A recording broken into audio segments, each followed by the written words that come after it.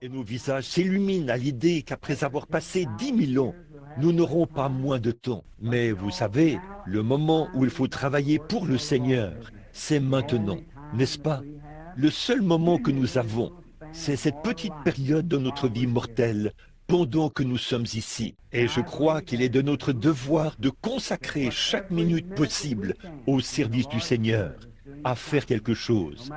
Peu importe ce que ce soit chanter, témoigner, faire quelque chose pour la gloire de Dieu. Car pensez-y, nous ne ferons que chanter pendant 10 000 ans après être arrivés là-bas.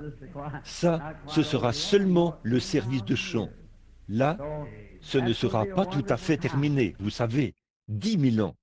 Donc, ce seront des moments merveilleux. Maintenant, ce soir, nous vous annonçons, c'est juste, je dois partir pour l'Idaho demain matin. Je serai absent pendant quelques jours, puis je reviendrai. Après ça, si Dieu le veut, nous voulons commencer un réveil à l'ancienne mode, ici même au tabernacle. Nous en connaîtrons tous les détails dans quelques semaines, si le Seigneur le veut. Ce sera un bon réveil consacré à l'enseignement. Seulement, nous avons plongé nos mains dans le pot de miel ce matin et nous avons passé des moments merveilleux et glorieux. Et vous savez, vous tous qui n'étiez pas ici, vous avez certainement manqué un long service. C'est un long service, 2 heures, où j'ai enseigné ici. Et aussi, je me sentais vraiment bien. Je viens de rentrer du Colorado et je me sens merveilleusement bien. Alors j'allais commencer le réveil tout de suite. Et certains de mes très bons amis, à qui je ne pouvais vraiment pas dire non, frère Argenbright et beaucoup d'autres de la Californie, les hommes d'affaires chrétiens, m'ont demandé de les rencontrer dans l'Idaho. Et je dois partir pour la Californie demain matin et me rendre dans l'Idaho pour mardi. Ils vont à la rivière Snake et tout. Ils voulaient que j'y aille avec eux. Je n'avais aucune réunion prévue, alors Vous savez, quand quelqu'un vous traite bien, vous l'aimez. C'est vrai, ils ont été bons vers moi. Alors je suis allé demander au Seigneur. Il m'a semblé qu'il m'avait dit qu'il n'y avait pas de mal à ce que j'y aille. Alors j'y vais. Ensuite, je reviendrai, Dieu voulant, et je commencerai le réveil. Et nous passerons de bons moments à l'ancienne mode.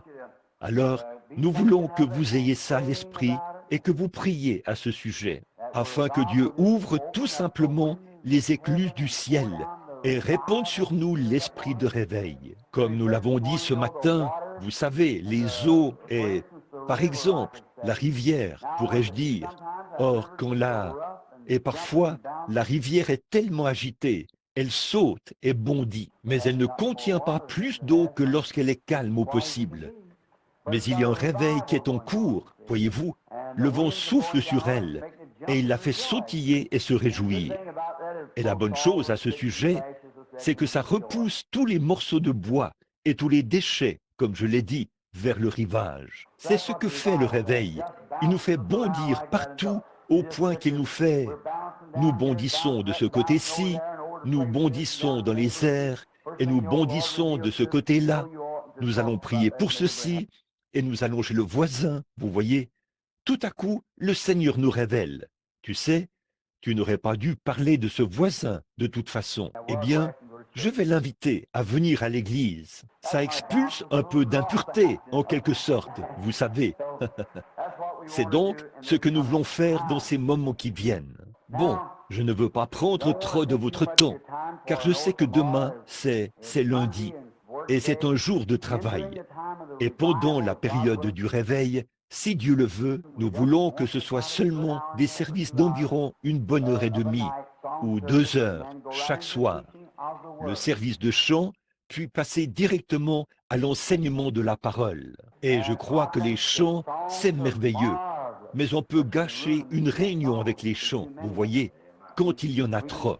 Voyez, nous pouvons chanter, mais la maison de Dieu, ce à quoi ça sert, c'est pour la correction, pour la parole, pour la compréhension, l'instruction, afin que nous sachions comment nous conduire.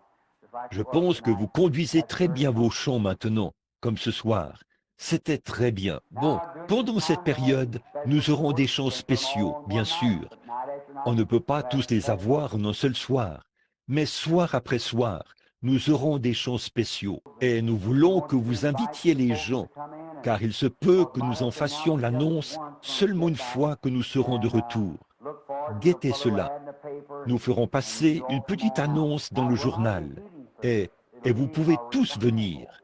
Eh bien, ce ne sera pas un service de guérison, ce sera un réveil. Bon, un réveil, ça ne signifie pas amener de nouveaux convertis. Un réveil signifie raviver ceux qui sont déjà convertis. Voyez, c'est qu'un réveil, ça veut dire raviver. Voyez, élever, faire revivre. Quant à l'Église, parfois, nous nous relâchons un peu. Alors nous nous attendons à un de ces bons vieux temps, comme on en avait il y a longtemps. Gertie m'a appelé tout à l'heure. Elle m'a dit que sœur Angie et elle viendraient chanter ce cantique pour moi. Le rassemblement religieux en campement, comme il y a 40 ans. Donc, nous nous attendons et dites aux frères et sœurs des autres églises qu'ils sont tous invités. Bon, ce soir, nous étudions un sujet très profond qui a été annoncé ce matin. Et j'apprécie vraiment l'hospitalité et la gentillesse de notre frère Neville. Il est toujours disposé à s'asseoir et à nous céder la place et tout. C'est un vrai frère. Il cède facilement sa chair, comme si ce n'était rien pour lui de le faire. Donc, j'apprécie beaucoup frère Neville. Il a toujours fait preuve de collaboration dans tout ce que je lui ai demandé de faire. Il s'est toujours promptement exécuté. Comme ça. Donc, j'apprécie un tel frère. Ce matin, au cours des 4 derniers mois, ou quelque chose comme ça, nous avons étudié le chapitre 9 ou le chapitre 10 de l'Épître aux Hébreux. Nous avons commencé au verset 8 et nous nous sommes rendus jusqu'au verset 25, je pense, ce matin. Et pour ce soir, j'ai annoncé que j'allais enseigner, si le Seigneur le veut, sur le péché impardonnable. Le péché impardonnable, qu'est-ce que c'est? Maintenant, pour avoir un contexte, nous allons reprendre le passage de l'Écriture et passer en revue une ou deux déclarations de ce matin, puis aborder le sujet du verset 25, ou du verset 26 plutôt, du chapitre 10 de l'Épître aux Hébreux. Commençons notre revue à partir du verset 19 environ, et voyons quelques points. C'est Paul qui parle ici. Il essaie de présenter la différence entre la loi et la grâce. Le principe ou le sujet principal, c'est la différence entre la loi et la grâce. Et ici, il montre comment on s'approche de Christ par la loi et comment on s'approche de Dieu par Christ. Puis, il présente la différence entre les deux et il montre le rôle que joue chacune des deux. Et toutes les deux, dans les évangiles, jouent le même rôle. Seulement, c'était sous des dispensations différentes. Puis nous avons vu que celui qui rendait ce culte venait et faisait son offrande sur la base du sacrifice ensanglanté. Ce matin, nous avons pris Job, mentalement parlant, et nous avons vu que Job vivait au jour de l'offrande et de l'Holocauste. Et il se disait que parce que ses enfants avaient peut-être péché d'une manière ou d'une autre, qu'ils n'étaient pas conscients qu'ils avaient péché, Job a offert un holocauste pour ses enfants, par précaution. J'aime ça, pas vous?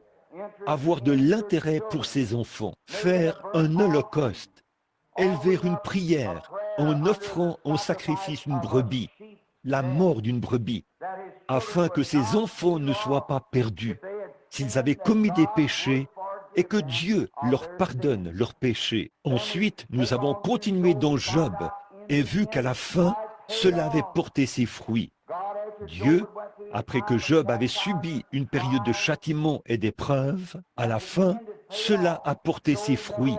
Job n'a perdu aucun de ses enfants. Toutes ses brebis, tout son bétail, tous ses bœufs, tous ses chameaux lui ont été redonnés en double. Et aussi, Dieu a redonné ou lui a donné ses enfants. Ils étaient tous morts en ce qui concerne la terre, mais dans la gloire, ils attendaient qu'il vienne.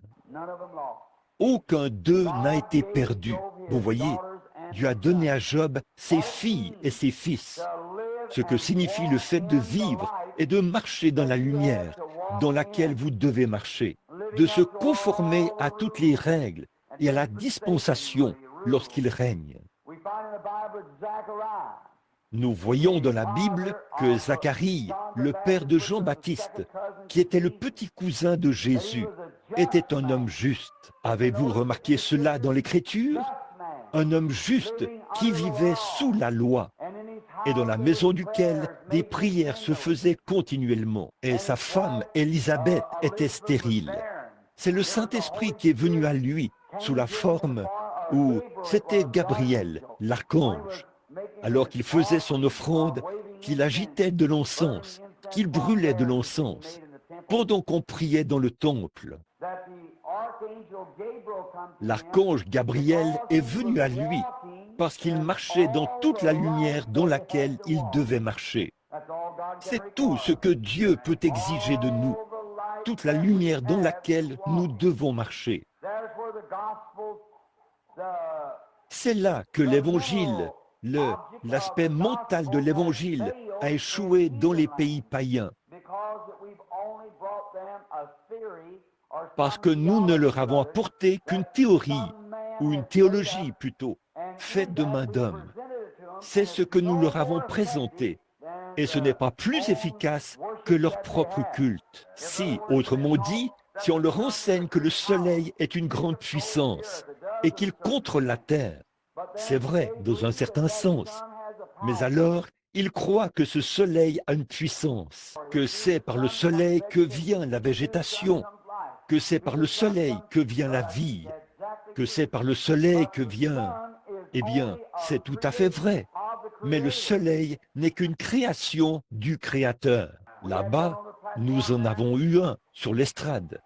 Vous avez probablement reçu des lettres à ce sujet, beaucoup d'entre vous qui connaissez les missionnaires qui œuvrent là-bas et tout.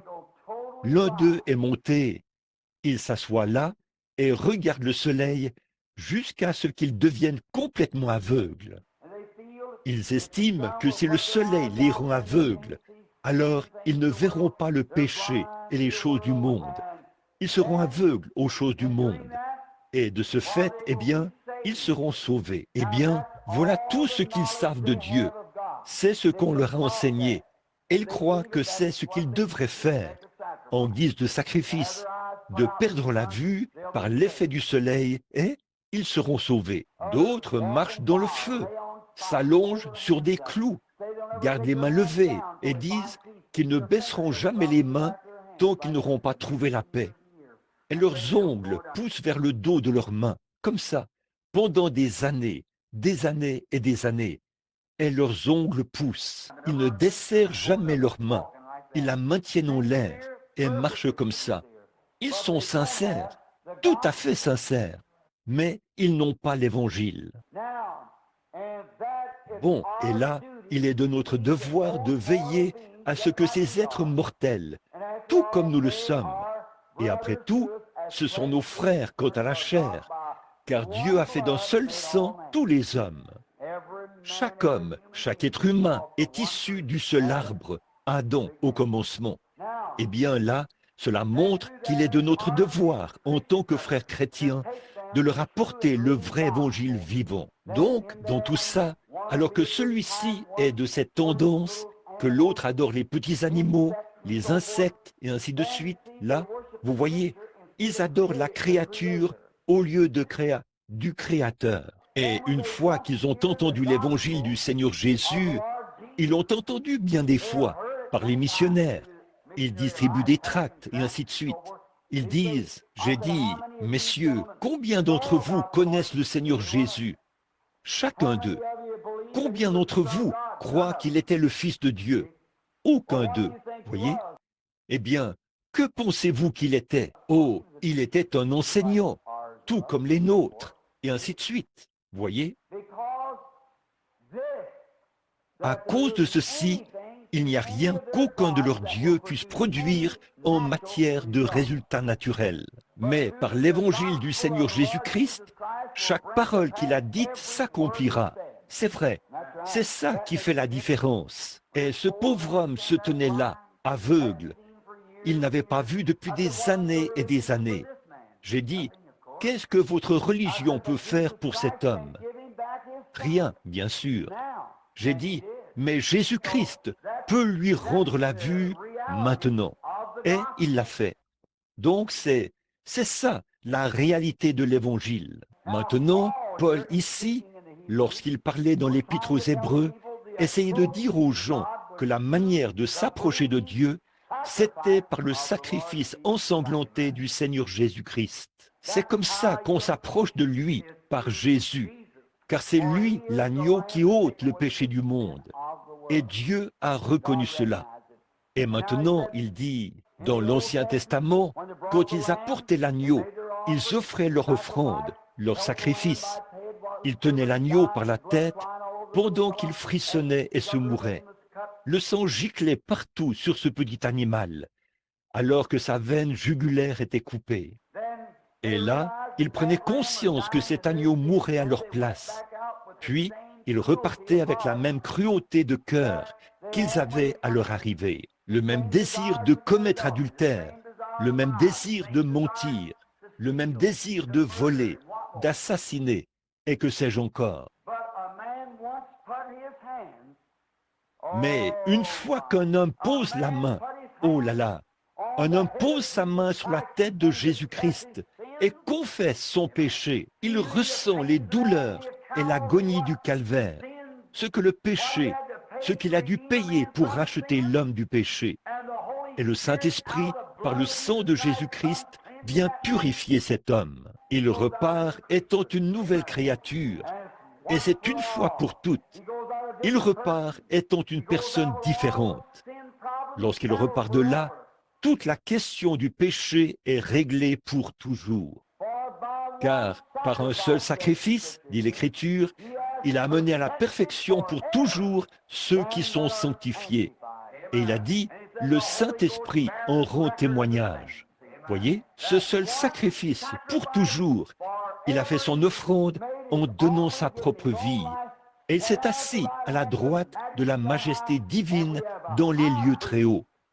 Et nous avons un souverain sacrificateur, assis dans la majesté de Dieu, dans la présence du grand Créateur, qui intercède sur la base de notre confession. Or, il a dit ici au verset 19, « Ainsi donc, frères, puisque nous avons, au moyen du sang de Jésus, une libre entrée dans le sanctuaire. » Réfléchissez à ça, pas de crainte.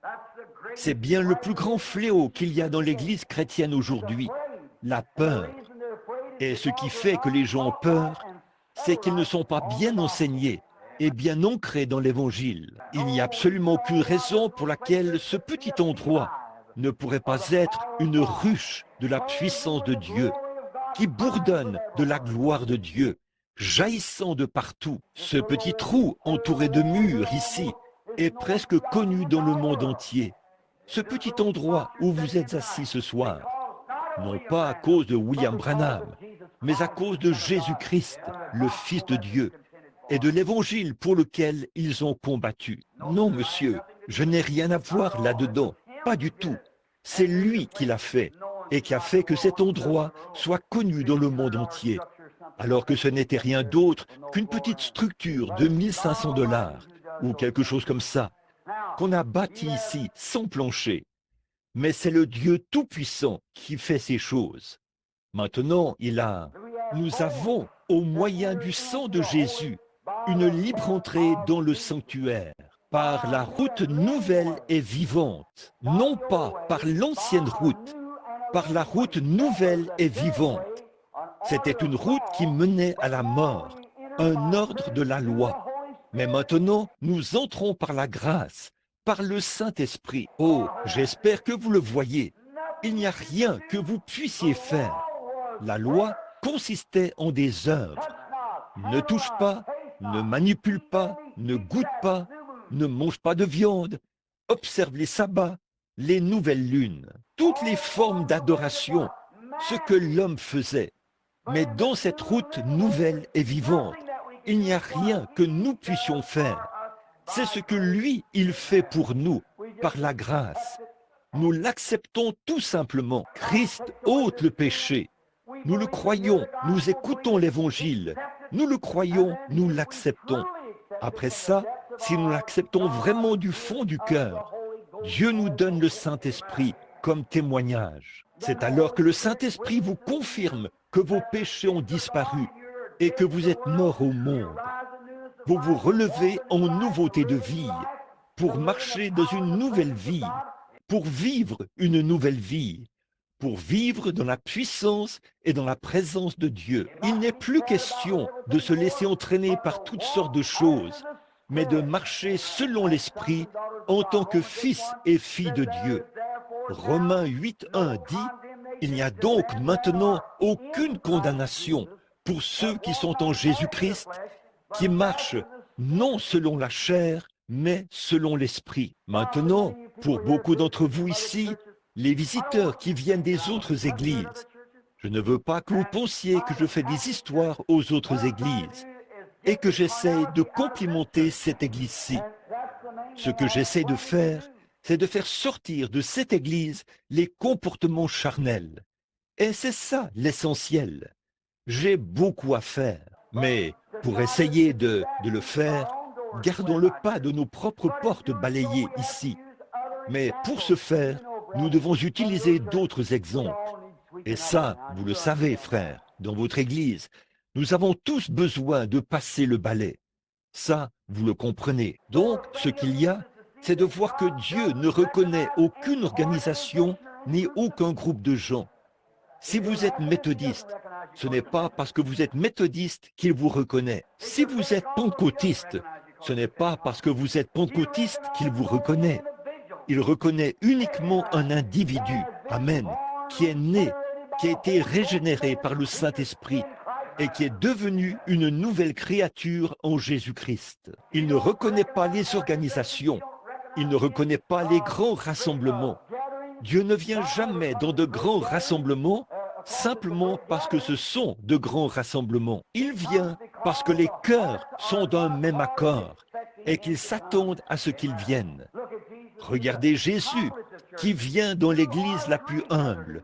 2 ou 3 qui sont assemblés en mon nom. Eh bien, j'ai dit ce matin, et je le répète à l'instant, notre petite église ici, en ce qui nous concerne, nous essayons de nous en tenir à la parole de Dieu sans mélange. Il faut que ça vienne d'ici. Les églises, quand les gens organisent leurs églises, ce qu'ils font, c'est qu'ils bloquent les bénédictions de Dieu par leur théologie, de sorte que Dieu ne peut pas se frayer un passage pour bénir son peuple. Ils rendent leur église tellement formaliste, tellement raide et tellement guindée, que le Saint-Esprit ne peut pas venir dans l'église. Et une fois que le diable a vu qu'il avait mis cela en place et que certains allaient quand même se frayer un chemin, il les a laissés ouvrir d'autres canaux qui n'ont aucun lien avec l'Évangile, les faisant ainsi tomber dans le fanatisme. C'est vrai, voyez, ils deviennent soit une bande de fanatiques, soit une bande de guindés. Mais au milieu du chemin, il y a l'évangile du Seigneur Jésus-Christ, comme ce que je disais ce matin et que je suis en train d'appuyer maintenant en vue de cette grande question que je m'apprête à poser dans quelques instants. C'est ceci. Les hommes prennent les esprits les uns des autres. Prenez garde à ne pas recevoir l'esprit d'un homme au lieu de l'esprit du Seigneur. Allez dans une église, observez la manière dont le pasteur agit et vous verrez la manière dont les gens agissent. Voyez, si le pasteur est vraiment guindé et raide, les gens seront pareils. Si vous allez là où il y a de l'extravagance et du fanatisme, les gens seront pareils. Alors frères, nous devrions être reconnaissants ici, au tabernacle, ce soir, d'avoir un pasteur sensé, saint d'esprit, qui prêche le plein évangile dans sa puissance, avec simplicité et liberté. Oui, monsieur, s'il y a quelque chose que je veux représenter correctement dans ce monde, si je ne représente pas correctement l'humanité, je veux représenter Jésus-Christ dans sa vie. Je veux être un chrétien selon la Bible. Ce que la Bible dit, c'est ce que je veux croire. Peu importe qui est en désaccord ou qui ne l'est pas. Je ne me dispute pas avec eux, mais je veux croire la Bible. Ceci, c'est la parole de Dieu. Je crois que c'est vraiment le plan du salut. La parole de Dieu est le seul rocher qui subsistera au fil des âges. C'est la parole de Dieu. Jésus a dit, « Les cieux et la terre passeront, mais ma parole ne passera jamais. » Donc, je crois que ceci, c'est la vérité. Est-ce que Dieu, je le dis humblement devant ma petite église, comme ceci, je ne pourrais pas le dire dans les grandes réunions, parce que les gens vont rouspéter et tout. Mais en tant que voyant à qui Dieu donne des visions, ça ne fait pas de moi quelqu'un de meilleur que l'ivrogne qui s'est converti il y a 10 minutes quelque part. C'est vrai, il est un chrétien comme moi. Il ira dans le même ciel et jouira des mêmes bénédictions et des mêmes choses que moi, ou que n'importe qui d'autre. Il n'y a personne d'important ni personne de grand dans le royaume de Dieu. Nous sommes tous un. C'est vrai, tout le monde est pareil, frères et sœurs. Que nous soyons jaunes, noirs, blancs, quoi que nous soyons, nous sommes un en Jésus-Christ. Il n'y a pas de docteur en théologie, de docteur en droit, et les tout-petits, les diacres et les concierges, ou quoi que ce soit d'autre. Ils sont tous pareils en Jésus-Christ, une seule personne. Il n'y en a pas un qui soit supérieur à un autre. C'est pourquoi nous sommes frères et sœurs dans le Seigneur Jésus-Christ. Et là, quand nous nous rassemblons et que nous sommes assis dans les lieux célestes, d'un même accord, d'un même cœur, d'un même accord, alors le Saint-Esprit peut venir et nous bénir et nous donner la précieuse parole de Dieu. Là, ceci dit, très souvent, je vois des choses par des visions. Tout d'abord, quand quelqu'un me dit, ou que j'entends sur l'enregistrement, que j'ai une vision et que j'ai prédit quelque chose, avant de dire quoi que ce soit au sujet de la vision, quoi que ce soit, je vérifie d'abord cette vision par la parole de Dieu. Et si ce n'est pas conforme à la parole de Dieu, je dirais que c'est grâce soit rendue à Dieu. Jusqu'ici, cela a toujours été conforme à la parole. Mais si jamais c'était contraire à la parole de Dieu, je dirais, ne considérez pas cela parce que c'est faux. Voici la vérité, ici même, la parole de Dieu. Alors quand nous venons à Dieu d'une manière raisonnable et équilibrée, quand nous venons sans aucune méchanceté, sans aucun préjugé, avec un cœur ouvert et disposé à apprendre, Dieu est capable d'enseigner. Lorsque nous sommes disposés à apprendre. Mais nous devons d'abord mettre de côté la tradition, mettre de côté les idées qu'on nous a enseignées. Bon, je sais que votre mère vous enseignait des choses qui étaient très bonnes et tout. Mais il y a des fois où votre mère s'est trompée. J'ai une mère assise ici même le sujet même que je vais traiter dans quelques instants. Elle m'a dit, il y a des années, qu'elle pensait que le péché impardonnable, c'était lorsqu'une femme, un cas d'avortement, autrement dit, ôter la vie à un enfant avant sa naissance. Elle disait, comment cela pourrait-il lui être pardonné? Pour maman, au mieux de sa connaissance, sur la base de tout ce qu'elle savait, c'était vrai, voyez. Mais ce n'est pas vrai selon la parole de Dieu. Alors, ça change tout. Donc, quelqu'un dit, je suis né catholique, ma mère était catholique, elle m'a élevé dans la foi catholique, je resterai catholique. Eh bien, j'ai été élevé dans la foi baptiste, mais je ne suis pas resté baptiste. Quand j'ai vu que la doctrine baptiste était contraire à ce que disait la parole de Dieu, j'ai cru la parole de Dieu et j'ai considéré la parole de tout autre homme comme un mensonge. Je ne me dispute pas avec cet homme. Je lui dis, frère, ceci, c'est ce que je crois. Je suis toujours ton frère, mais je crois que ceci, c'est la parole de Dieu. Maintenant, une fois qu'on est bien affermi, qu'on a un bon fondement, alors on a une pleine liberté pour entrer. Or, je connais des gens, et vous devez tous admettre qu'il y a des gens dans les groupes de la sainteté, qu'il y a des gens dans les groupes pentecôtistes, qu'il y a des gens dans les groupes nazaréens, chez les pèlerins de la sainteté, chez les méthodistes, les baptistes et tout, qui prétendent être chrétiens, mais qui ne sont pas chrétiens. Au fond de leur cœur, Ils savent qu'ils ne sont pas chrétiens. Mais je ne crois pas qu'il y ait un seul homme ou une seule femme dans n'importe lequel de ces groupes qui puisse se présenter devant Jésus-Christ et se repentir véritablement de ses péchés avec un cœur sincère et entièrement abandonné, et qui disent « Seigneur, je crois vraiment », sans que Dieu ne lui accorde à l'instant même le baptême du Saint-Esprit. Eh bien, vous êtes un croyant, mais Dieu ne reconnaît pas votre foi tant qu'il ne vous le prouve pas. Amen. Ô frère, permettez-moi de vous dire quelque chose.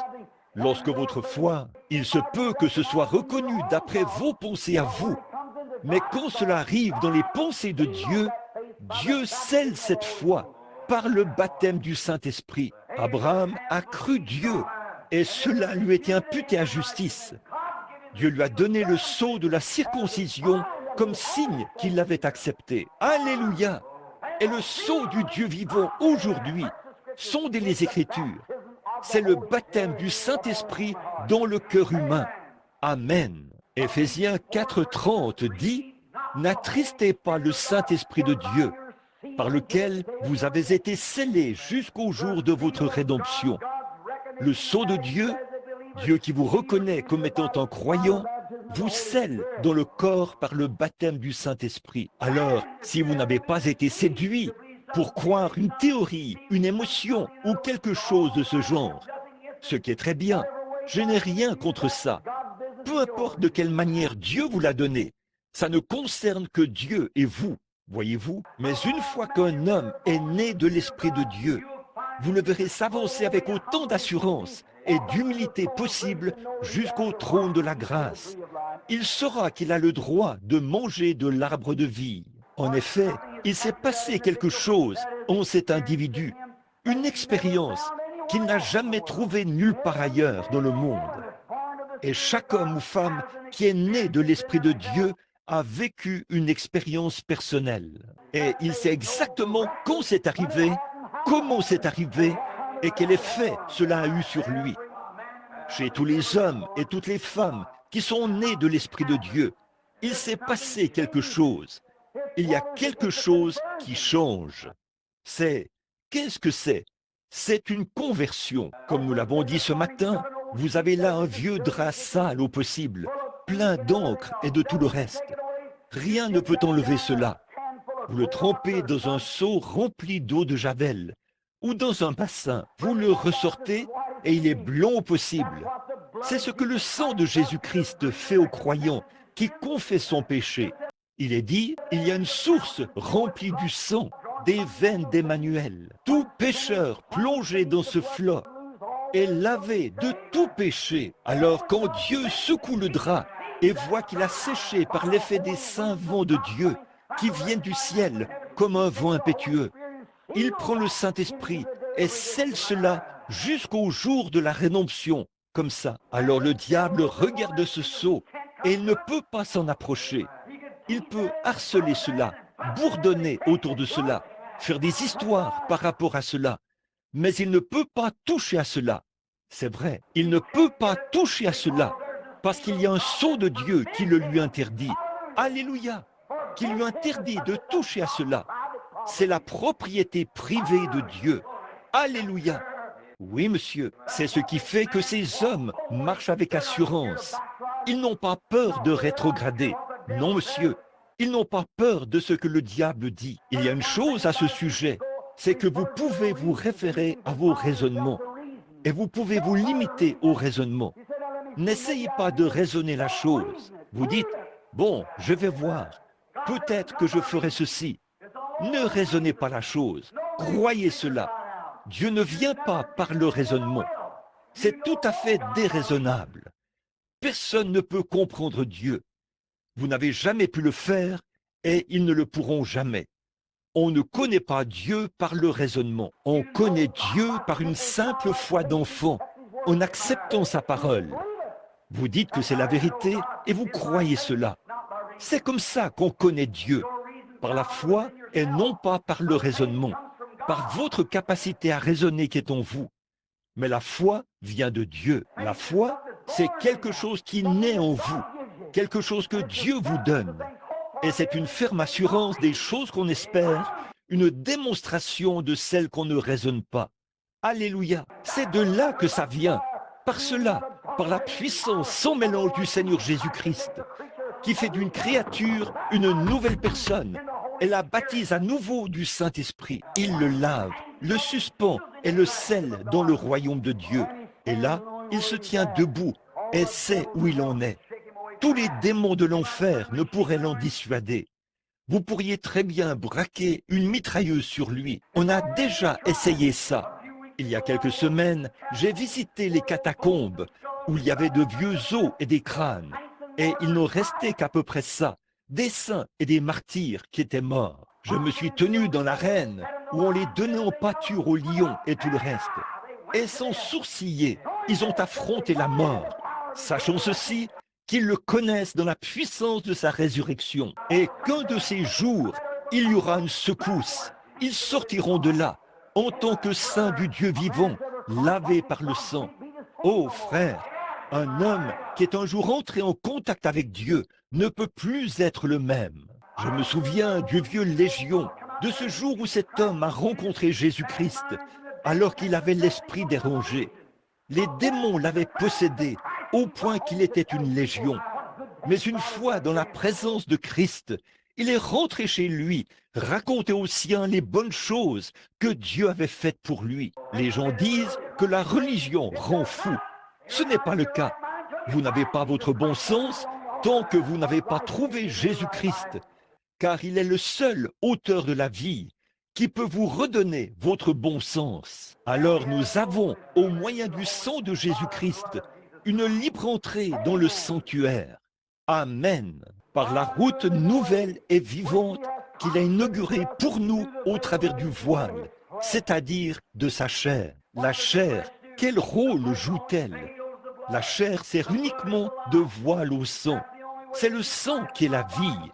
En effet, le seul moyen de conserver la vie dans mon corps, c'est que la peau, la chair, les tissus, les nerfs, et ainsi de suite, maintiennent le sang à sa place, afin qu'il puisse apporter la vie à ce tabernacle dans lequel j'habite. Pas vrai? C'est ce qui servait de voile entre Dieu et les hommes. Le sang, les nerfs et la peau de Jésus-Christ, le Fils de Dieu. La naissance pure de son, que Dieu le Père a couvert de son ombre la Vierge Marie, et a créé en elle la cellule sanguine de son propre être, la création. Et dans cela, sa peau le cachait aux hommes. Mais un jour, le péché de l'homme a ouvert son cœur d'un coup de lance, et son sang a coulé sur le sol. Ce sang a été donné gratuitement pour les péchés du monde, et s'est révélé aujourd'hui. Et alors que ce sang est sorti, l'Esprit est aussi sorti. Et par le lavage d'eau, par le sang, au moyen de l'Esprit, nous sommes nés dans le royaume de Dieu. Nous sommes de nouvelles créatures en Jésus-Christ. Dieu a pris ce corps mort et immobile qui gisait dans la tombe et l'a ressuscité pour notre justification. Il est assis à la droite de sa majesté ce soir, en train d'intercéder. Quel genre de gens devrions-nous être? Des lâches, des poltrons, ayant peur de dire au patron qu'on est sauvé ou né de nouveau, peur de témoigner à l'ivrogne? Nous avons, alléluia, par le sang de Jésus-Christ, une libre entrée dans le sanctuaire. Oh, ça traitera, on vous traitera d'exalté, on vous traitera de tous les noms. Qu'est-ce que ça change? Ils l'ont appelé Belzébul, voyez. Mais qu'est-ce que ça change, le nom qu'on vous donne? Ce qui compte, c'est le nom que Dieu vous donne. Le monde dit exalté, ignorant, c'est du fanatisme. L'Église dit, il a fait fausse route, il a perdu la raison. Mais Dieu dit, celui-ci est mon fils. Je préférerais avoir ça plutôt que toute la gloire des hommes. Je ne veux pas que les hommes me passent la main dans le dos. Je veux que Christ me prenne par la main. Amen. Est-ce là votre témoignage? Ça me rappelle le petit David, une fois, quand l'arche s'était retrouvée parmi les Philistins et tout. Il n'y avait plus de réveil en Israël. Un jour, alors que David se tenait là, il a regardé de l'autre côté de la colline et il a vu l'arche qui arrivait. Il est devenu un exalté. Il s'est mis à danser et à courir partout de toutes ses forces. Et sa future femme s'est moquée de lui. Eh bien, a-t-il dit, tu n'aimes pas ça, hein? Regarde donc ceci. Il est descendu là et a fait le tour de l'arche, encore et encore, en dansant de toutes ses forces. Sa femme a attiré un opprobre sur elle. Elle est devenue stérile. Elle n'a jamais donné naissance à des enfants pour les élever. Et son nom s'est éteint en Israël. Mais voici ce qui s'est produit. Du ciel, Dieu a baissé les regards et a dit, « David, tu es un homme selon mon cœur. » Oui, monsieur, je préférerais avoir ça plutôt que toute la popularité auprès des femmes, des hommes ou de qui que ce soit d'autre sur cette terre. Je préférerais trouver grâce devant Dieu. Dieu dit, « J'ai un serviteur sur qui je peux mettre mon doigt et il me croira et me fera confiance. » C'est vrai, vous ne pouvez pas le faire en professant à moitié. Vous ne pouvez pas le faire avec un esprit fermé. Vous devez le faire sur la base d'une foi pure et sans mélange, par le sang de Jésus-Christ. Vous êtes entré là-haut et vous savez que vous avez touché Dieu avec votre main et que vous êtes son serviteur. Vous n'avez peur de rien à ce moment-là. Nous sommes entrés par la route nouvelle et vivante, par ce sang, par son voile qu'il a voilé.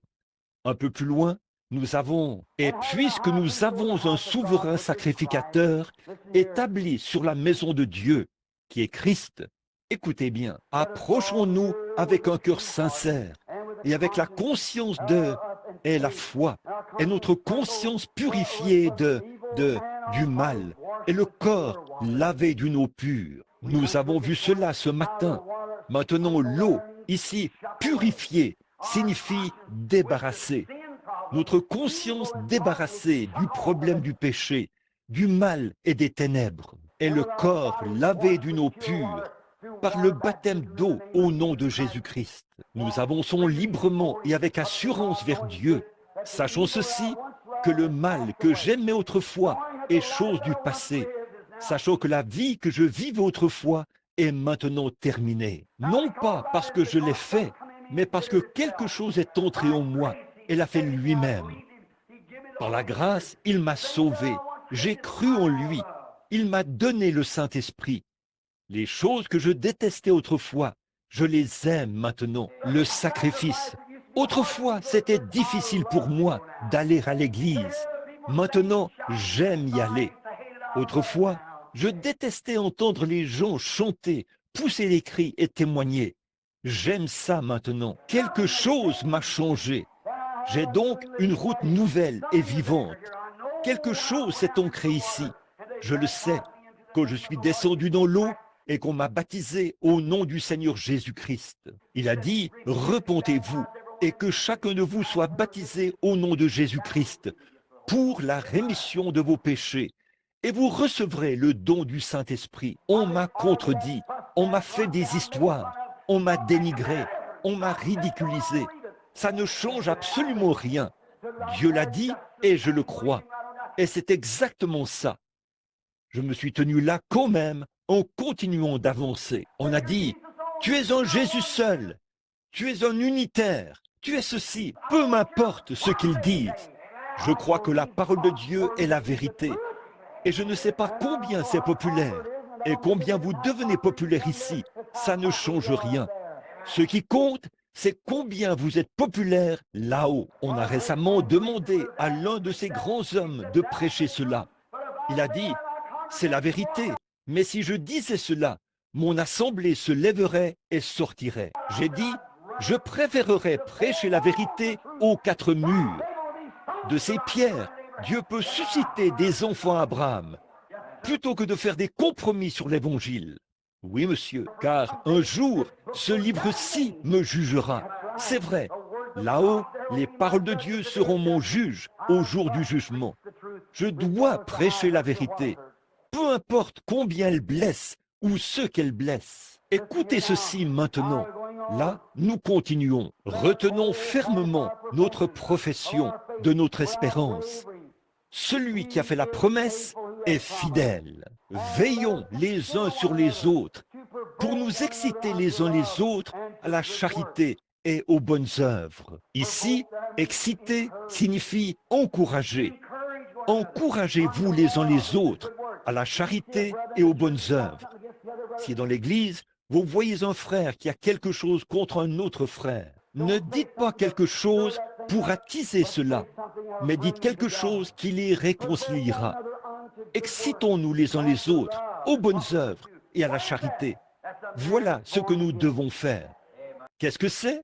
C'est un homme qui est né de nouveau. Mon frère, si ce soir, ce n'est pas ce sentiment qui vous anime lorsque vous voyez vos frères en train de se disputer et d'échanger des mots cinglants entre eux, si vous ne ressentez pas le besoin de les réconcilier, il est temps que vous alliez à l'autel. C'est vrai, il s'est passé quelque chose dans votre vie.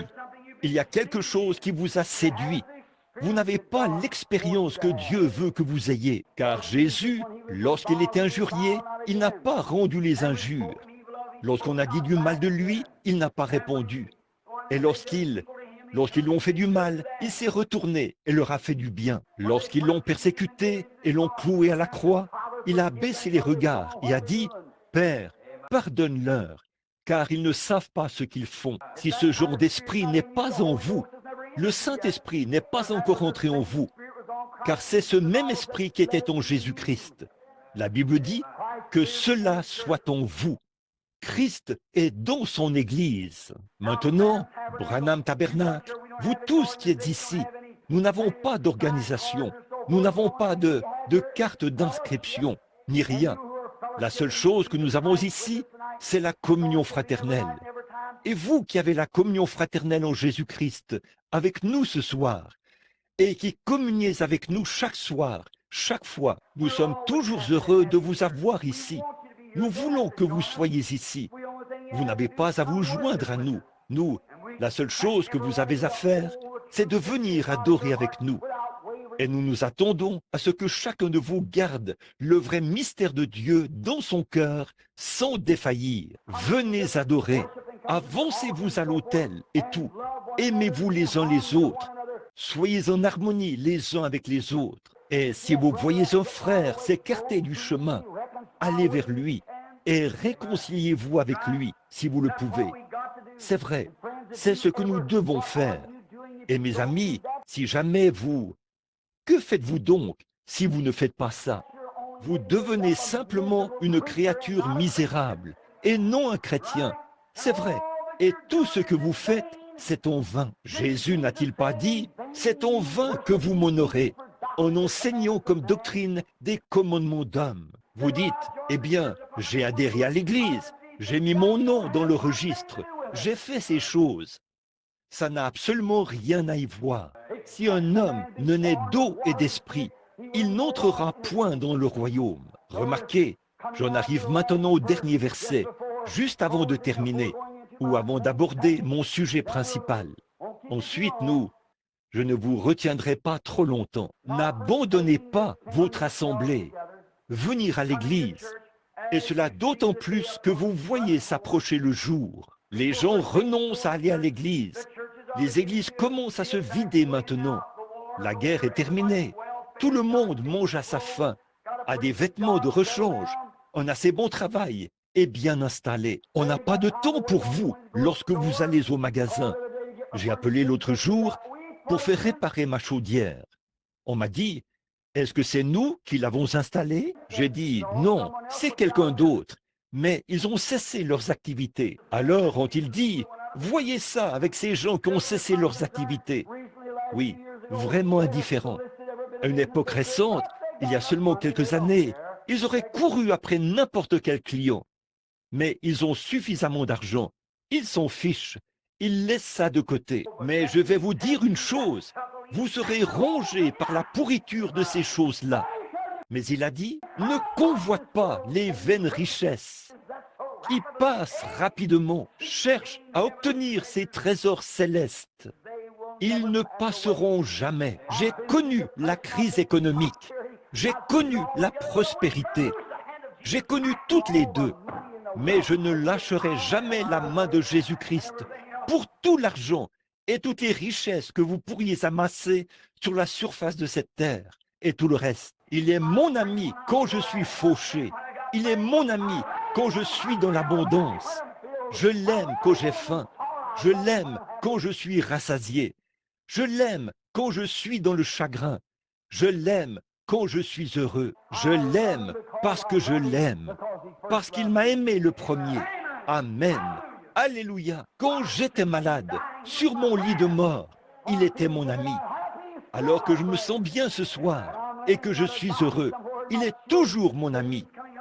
Quand je serai sur mon lit de mort là-bas, quelque part, et que mes veines se refroidiront tout le long de mes bras, comme ça, il sera mon ami à ce moment-là. Et quand ces fils ténus sur lesquels je marche, se briseront, et que je plongerai dans l'éternité, il sera mon ami à ce moment-là. Alors que les âges s'écouleront après 10 000 ans, vous avez chanté vos chants de jubilé. Il sera toujours mon ami à ce moment-là. Oui, monsieur. Quand il n'y aura plus de lune, plus de soleil, plus de terre, il sera toujours mon ami à ce moment-là. Alors que les âges s'écouleront. Oh, comme nous devrions l'aimer. Votre travail, qu'est-ce que ça représente? Ce que vous avez, qu'est-ce que ça représente? Votre popularité, qu'est-ce que ça représente? Quel est votre... Qui êtes-vous de toute façon? C'est vrai. Qui êtes-vous pour tourner le dos à Dieu? Qui êtes-vous pour refuser, pour désobéir à une seule parole qu'il dirait? Qui êtes-vous pour détourner la tête devant la parole de Dieu? Parce qu'un prédicateur ou quelqu'un d'autre vous a dit que c'était pour une autre époque. Qui êtes-vous pour croire l'homme plutôt que Dieu? Croyez Dieu plutôt que l'homme. C'est ainsi qu'on peut être l'ami de Dieu. Maintenant, regardez bien. Voyant toutes ces choses mises ensemble, alors Paul donne ce grand point culminant, cette glorieuse réponse. Maintenant, la voici. Écoutez bien. Car si nous péchons volontairement, après avoir reçu la connaissance de la vérité, il ne reste plus de sacrifice pour le péché. Car si nous péchons volontairement, après avoir reçu la connaissance de la vérité, il ne reste plus de sacrifice pour le péché. Résumons cela pendant un instant, alors que nous terminons. Je vais vous faire part de ceci. Et voilà précisément ce que je vais utiliser comme base pour mon prochain réveil. Précisément ce passage de l'Écriture. Si nous péchons volontairement, après avoir reçu la connaissance de vérité, il ne reste plus de sacrifice pour le péché. Écoutez,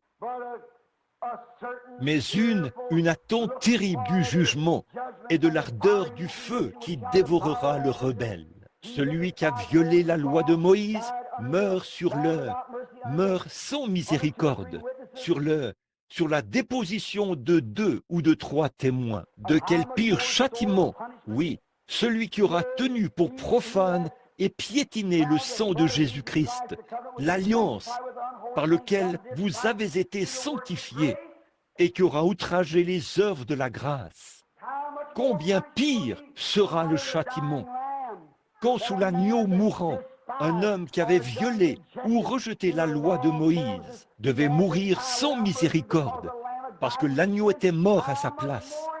À combien plus forte raison est rejeté l'homme qui outrage le sang de Jésus-Christ? Maintenant, la première chose que nous voulons savoir, le péché impardonnable, qu'est-ce que c'est? Certains disent, c'est se suicider. Certains disent, c'est lorsqu'une mère se débarrasse de son enfant, un avortement. D'autres disent ceci.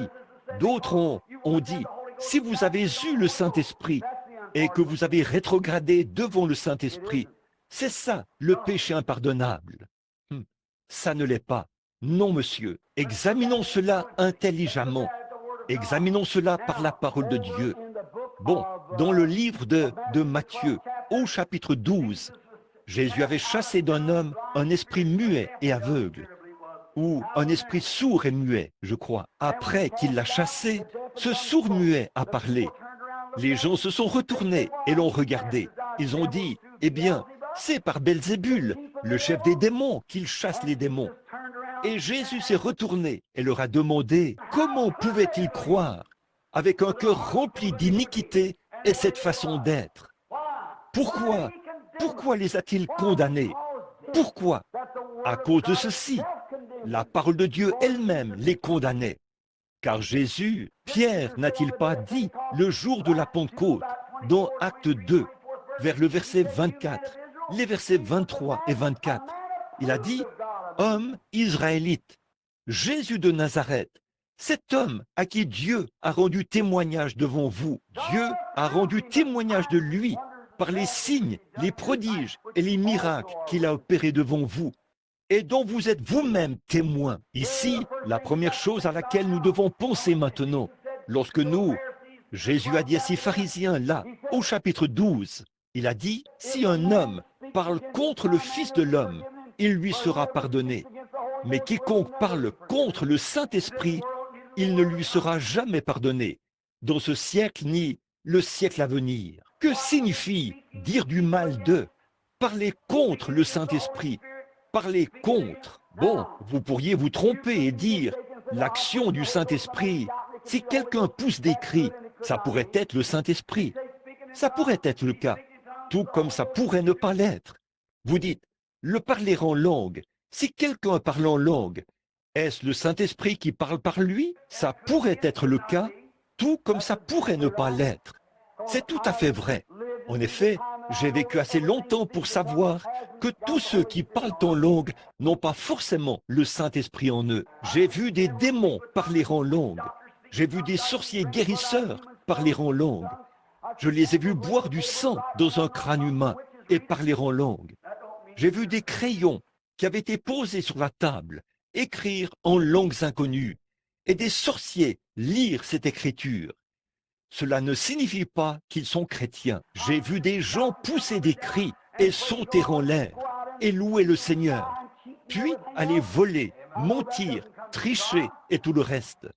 Je sais que ça ne vient pas de Dieu, mais je vous le dis, frère, là où il y a l'amour divin, l'amour parfait de Dieu dans le cœur, scellé, le même hier et aujourd'hui, qui continue d'agir, on peut commencer à considérer cela. Jésus a dit, « À ceci, tous connaîtront que vous êtes mes disciples, quand vous avez de l'amour les uns pour les autres. Les langues cesseront, la connaissance disparaîtra, la foi défaillira, et toutes ces choses-ci.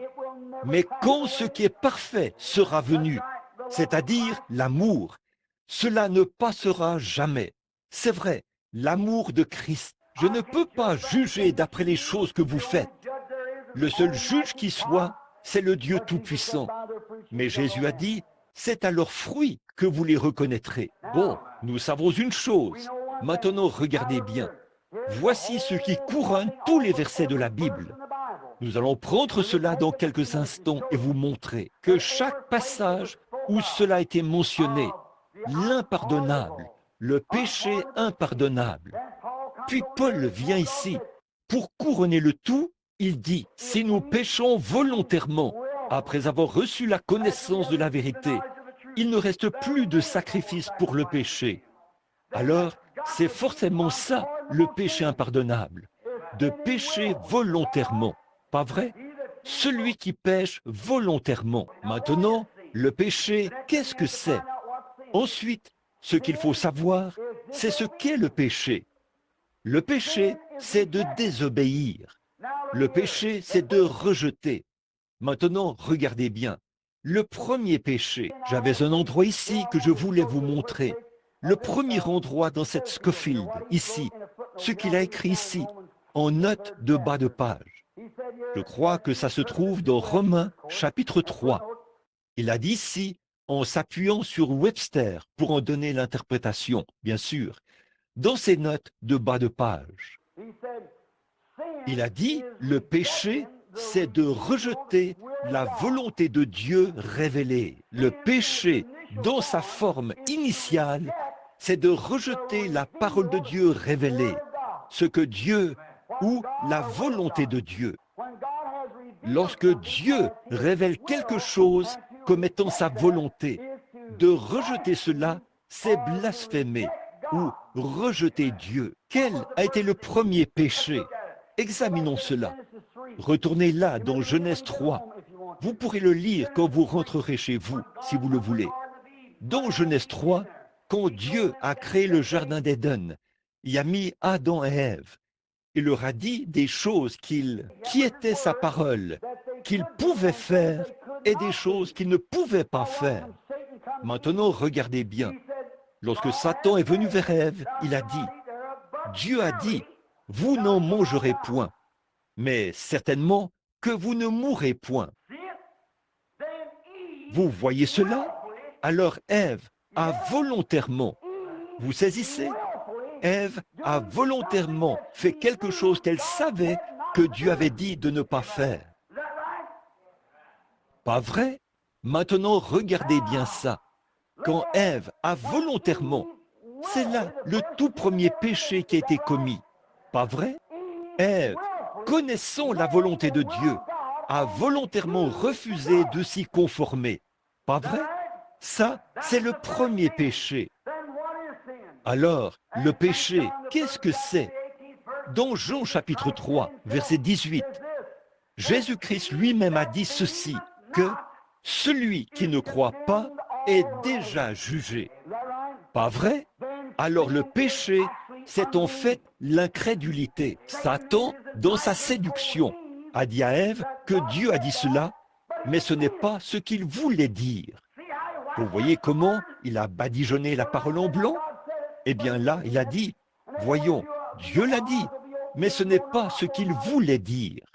Autrement dit, vous serez, nos yeux s'ouvriront. Vous connaîtrez des choses, vous aurez beaucoup plus de connaissances. Et maintenant, Satan raconte ce même mensonge pourri aux prédicateurs et aux membres d'Église aujourd'hui. Ils disent, la parole de Dieu dit ceci, cela, mais ce n'est pas ce que cela veut dire. La parole de Dieu veut dire exactement ce qu'elle dit. C'est vrai, je parlais ici, il n'y a pas longtemps, à ma propre église et au mien, quand certains ont dit, ils venaient de l'extérieur de la ville. Lors des services de guérison, je n'ai jamais présenté aucun point de doctrine, parce que ce sont des groupes mixtes. Mais dans ma propre église, je prêche ce que je crois être la vérité. Tout ce que je prêche, c'est la vérité. Mais je n'entre pas dans les détails par rapport à cela. Quand quelqu'un m'a vu baptiser ici, au nom du Seigneur Jésus-Christ, il a dit, « Frère Branham, tout ce temps, je pensais que vous étiez un trinitaire. » J'ai dit, « Vous n'avez pas encore fini de penser. » J'ai dit, « La Bible dit, et il n'y a pas un seul endroit où quelqu'un ait jamais été baptisé autrement qu'au nom de Jésus-Christ. » Eh bien, a-t-il dit, « Mais vous savez, j'ai dit, c'est juste là, sous vos yeux, un frère adventiste du 7e jour, dont le frère est assis ici en ce moment, est venu ici, chez moi, une fois, pour me défier à ce même sujet. Mon frère lui a dit, bon, regardez, frère, vous écoutez quelque chose qui n'est pas juste. Et il a dit, qui est Bill Branham pour me dire quoi que ce soit? Eh bien, a-t-il dit, venez écouter la parole de Dieu. Alors ce jeune homme est venu et nous avons sorti la Bible. J'ai dit, maintenant, frère, écoutez, allez-vous mettre votre manuel de côté et nous prendrons la Bible? Oui, la Bible. J'ai dit, alors, si la parole de Dieu dit que vous avez tort, me laisserez-vous vous baptiser au nom de Jésus-Christ? Et si vous me prouvez que Père, Fils et Saint-Esprit, c'est la manière de baptiser selon la Bible, je vous laisserai me baptiser. Il était d'accord. Et son tout premier passage, qui était le seul passage qu'il ait pu trouver, cela a été condamné tout de suite. Après ça, il a refusé de me laisser le baptiser. Maintenant, qu'est-ce que cela signifie? Si nous péchons ou que nous sommes volontairement incrédules, après avoir reçu la connaissance de la vérité, il ne reste plus de sacrifice pour le péché.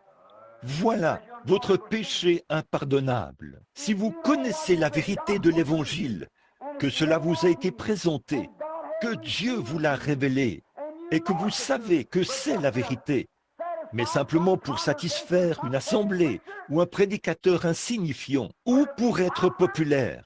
Vous voulez vous accrocher aux choses auxquelles vous voulez vous accrocher, plutôt que de prendre la parole de Dieu.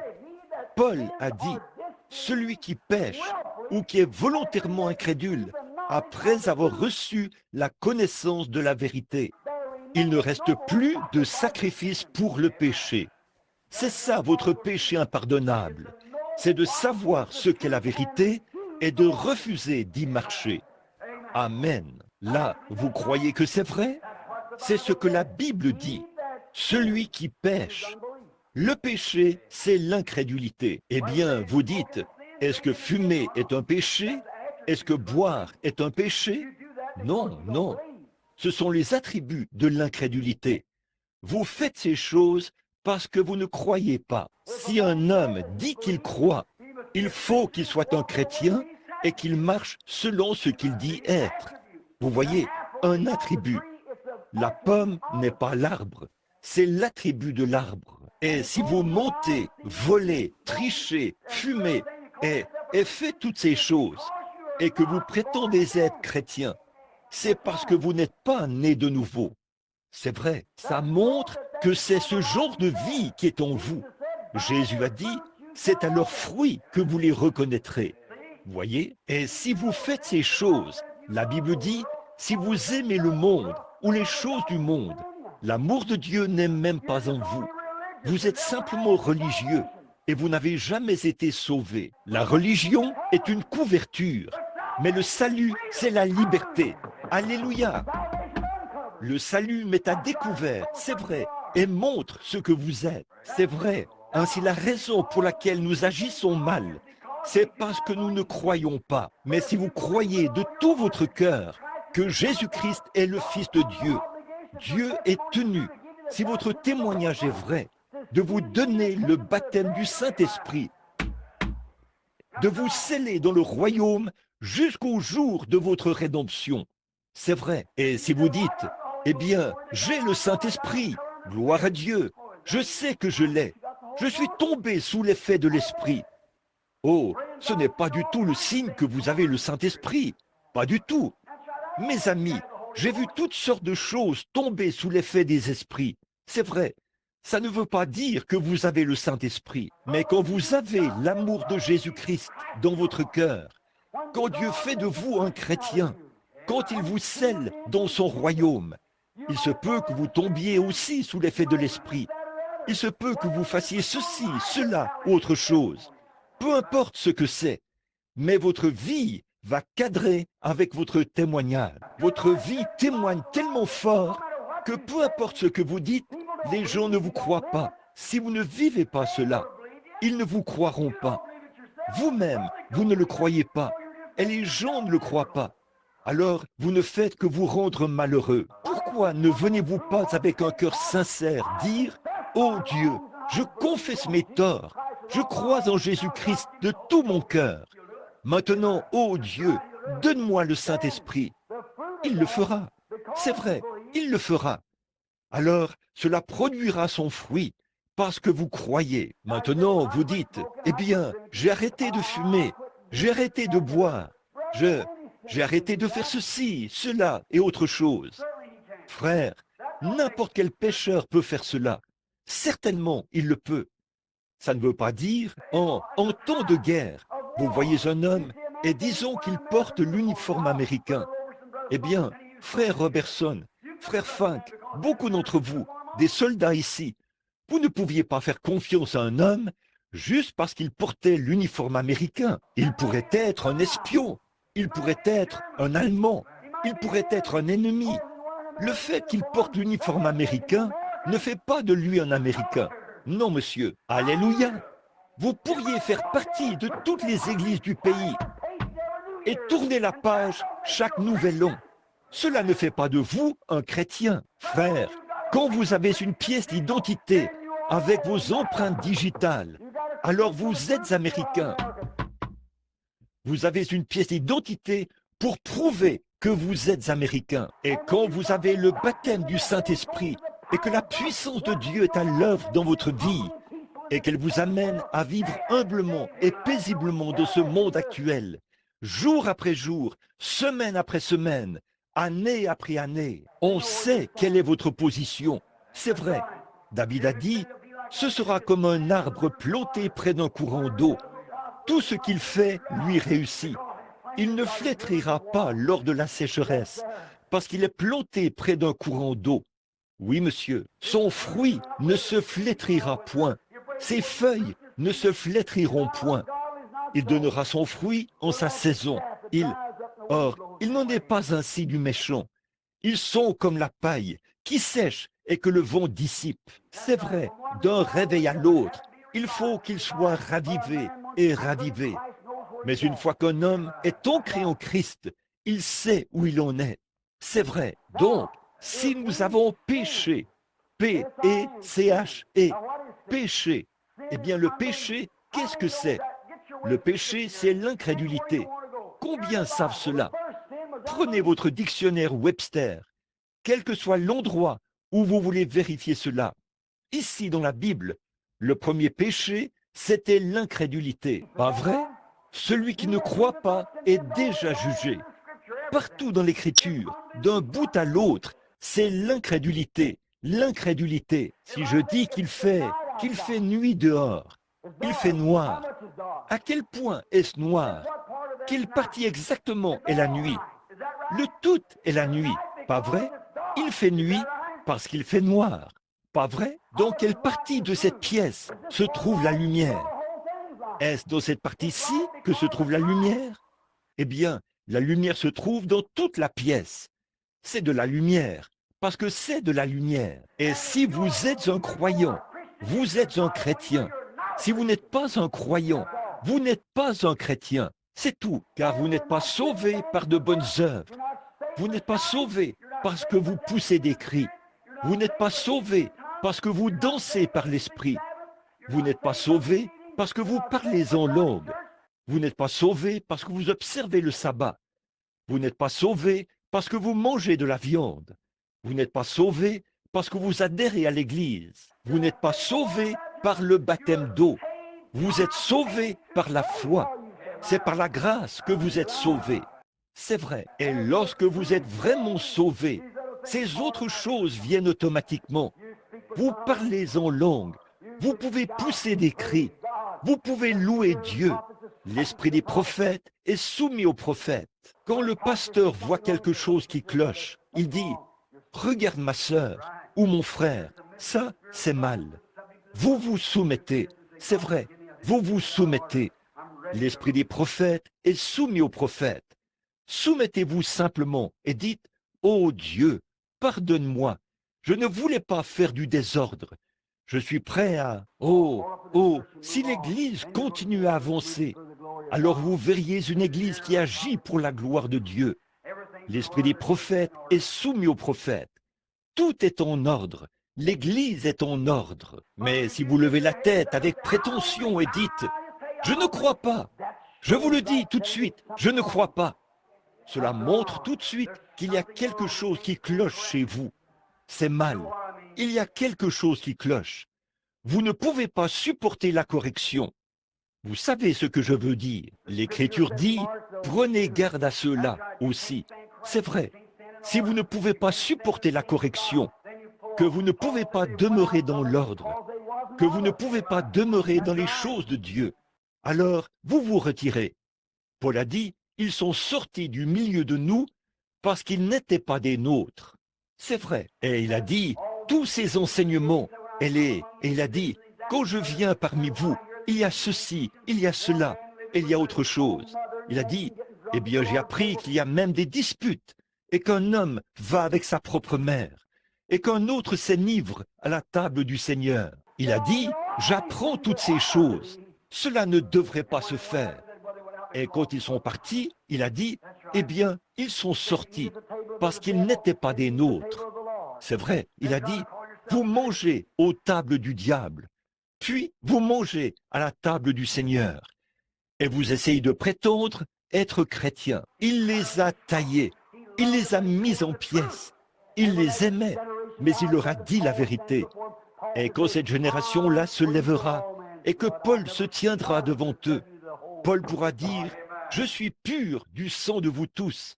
Je vous ai dit toute la vérité de Dieu, sans en rien cacher. Je n'aurai pas à répondre de l'époque de Paul.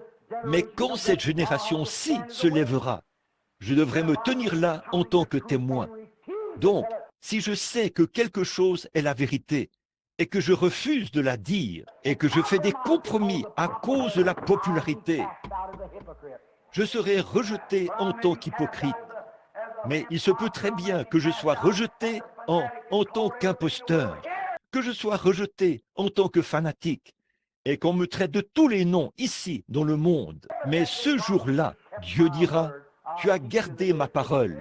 Je te garderai au jour de la tribulation. » C'est vrai, c'est ce qu'il faut faire. Si la Bible n'enseignait pas le baptême du Saint-Esprit et que cela avait pris fin il y a très longtemps, j'enseignerais la même chose. La Bible enseigne Jésus-Christ, le même hier, aujourd'hui et éternellement. Si elle disait que les miracles ont pris fin avec les apôtres, je croirais cela.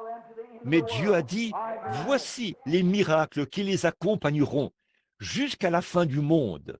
Je crois cela. S'ils disent que les gens ne pouvaient parler en langue que pendant l'âge apostolique, et que la Bible dit que c'est le seul âge où l'on pouvait parler en langue, je croirais cela. Mais il a dit, ces miracles, y compris le parler en langue, auront cours jusqu'à la fin du monde. Si le baptême d'eau au nom de Jésus devait cesser avec les apôtres et prendre la forme de Père, Fils et Saint-Esprit de l'Église catholique, si nous devions cesser cela à cette époque-là, pour commencer avec ceci, je ferais la même chose. Mais il est enseigné que ça demeure le même. Cet évangile devra être prêché dans le monde entier pour servir de témoignage. Et alors viendra la fin. Si l'aspersion était dans la Bible, je ferais l'aspersion. C'est vrai, peu importe ce que c'est. Si le lavement des pieds n'était pas dans la Bible, je ne prêcherais pas cela. Mais la Bible dit, vous êtes heureux si vous savez ces choses et que vous les pratiquez. Et j'ai dit la vérité. Si le souper du Seigneur était spirituel et qu'on ne devait pas le prendre littéralement, je le dirais. Mais Jésus a dit, heureux, il a dit, faites ceci, prenez ces éléments qui viennent de lui, son corps, jusqu'à ce qu'il revienne. Je m'en suis tenu à cela. S'il avait dit que la guérison divine avait pris fin à cette époque-là, je croirais cela. Mais Jésus a dit, ils imposeront les mains aux malades, et les malades seront guéris jusqu'à la fin du monde. Je crois cela, c'est vrai. Je crois que les miracles accompagnent les croyants. Je me tiens là et je vois beaucoup de fanatisme qui s'élève. Les gens agissent comme ça. Ils se moquent et ridiculisent comme ça. Pas qu'ils ridiculisent, mais ils vont là-dehors et jettent l'opprobre. Vraiment un opprobre. Ils se tiennent là dans l'église et parlent en langue. Puis ils vont là-dehors faire la moue et faire des histoires. Ils s'en vont et ils reviennent au prochain réveil. Ce n'est pas Dieu, ça. C'est vrai. Non, monsieur. C'est à vos fruits qu'on vous reconnaît. Peu m'importe. Là, on peut leur présenter la vérité et dire, la voici, c'est ainsi dit le Seigneur. Et un homme regarde cela. Il en a peur. Il s'en va et dit, oh, je n'y crois pas de toute façon. Frère, vous avez péché contre le Saint-Esprit. Vous avez fait quelque chose qui ne vous sera jamais pardonné, tant que vous ne serez pas venu rectifier cette chose. Si je me rends jusqu'à la rivière Oyo et qu'il y a un pont et on me dit que c'est par ce pont qu'il faut traverser, moi je dis, eh bien, je vais prendre mon automobile et utiliser un autre moyen. Le pont est bien là. On l'a bâti à cet endroit-là. Il y a un droit de passage à payer. Il me faut emprunter ce pont si je veux passer de Jeffersonville au Kentucky. Il me faut emprunter ce pont, pas vrai? Oh, je dis, je ne vais pas le faire. Je vais aller m'acheter un bateau et traverser en bateau. Ou je vais engager quelqu'un. Écoutez, ce pont fait l'objet d'une concession. Quand vous arriverez sur l'autre rive, les autorités vous rencontreront là-bas et vous arrêteront pour l'avoir fait. C'est tout à fait vrai. Ce n'est pas étonnant que Jésus ait dit, un homme est entré sans l'habit de noces. Il a dit, mon ami, qu'est-ce que tu fais ici? Qui t'a fait entrer ici? Et cet homme était désemparé. Pourquoi n'en avait-il pas dans la parabole, là, l'époux, aujourd'hui en Orient, c'est l'époux qui prépare le souper des noces. Et quand il le fait, c'est à lui de fournir l'habit de noces. Jésus-Christ a préparé le souper des noces qui aura lieu à la fin de la vie. Et c'est à lui de pourvoir à la préparation des habits de noces. Et à la porte, le portier, pour ainsi dire, où l'un de ses amis intimes se tenait là. Et chaque homme qui se présentait là avec un billet recevait le même genre d'habit de noces.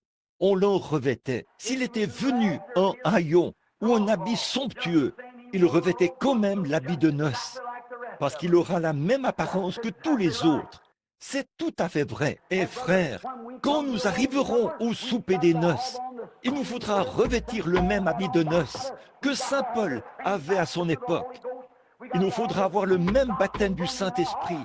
Il nous faudra avoir le même évangile qui brûle dans notre cœur, le même amour, sinon nous serons rejetés. Vous dites, eh bien frère, j'étais pentecôtiste, Non monsieur, ça ne vous couvrira pas du tout. J'étais méthodiste, j'étais presbytérien, je faisais partie du Branham Tabernacle. Ça n'aura rien à y voir. C'est vrai, vous voyez la vérité de l'Évangile.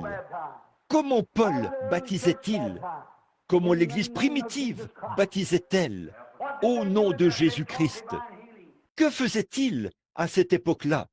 Ils enseignaient la guérison divine. Ils enseignaient la puissance de Dieu. Ils enseignaient le retour littéral. Ils enseignaient le fait de participer aux ordonnances naturelles, le lavage des pieds et le pain de communion et des choses comme ça. Ils rompaient le pain dans les maisons avec simplicité de cœur. Pas vrai? Oui, monsieur. Ils croyaient qu'il fallait réprimander le péché là où il y en avait et redresser les choses. Le cas d'Ananias et Saphira n'était pas facile, mais Pierre s'est adressé à eux et leur a dit ce qui leur arriverait. Quand Simon le magicien a cru, il s'est présenté là. Il voulait acheter le Saint-Esprit ou être un gros bonnet dans l'église. Il a dit, je vais mettre beaucoup d'argent dans le trésor. Alors vous, laissez-moi aller de toute façon. Pierre a dit, que ton argent périsse avec toi. Et ils n'ont pas touché à cela. Que Dieu bénisse ces hommes qui avaient une vraie conviction du Saint-Esprit, car ils avaient vu et dit la vérité. Voilà, c'est ça. Simon, tu as tort. Simon savait qu'il avait tort. Ainsi, si vous refusez d'y marcher, vous blasphémez contre le Saint-Esprit. Car si quelqu'un pêche volontairement, après avoir reçu la connaissance de la vérité, il ne reste plus de sacrifice pour le péché. Ne volera point. Tu ne mentiras point. Nous avons vu cela ce matin. Et nous avons montré qu'on ne savait pas ce qu'était le péché jusqu'à ce que la loi le mette en évidence. Tout comme s'il n'y avait pas de loi ici dans la ville. Ce ne serait pas une infraction de griller un feu rouge, à moins que ce soit qu'il y ait une loi contre cela. Il n'y aurait pas de loi, il n'y aurait pas de loi. Ce ne serait pas mal de rouler dans les rues à 140 km à l'heure, à moins qu'il y ait une limitation de vitesse. Et nous n'aurions jamais su ce qu'est le péché s'il n'y avait pas de loi. Ainsi quand la loi est venue et a mis en évidence ou manifesté le péché, la grâce de Jésus est venue et a ôté de votre cœur le désir du péché.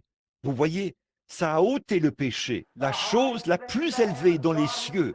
Dieu lui-même est devenu la chose la plus vile sur la terre, au point de représenter même un serpent.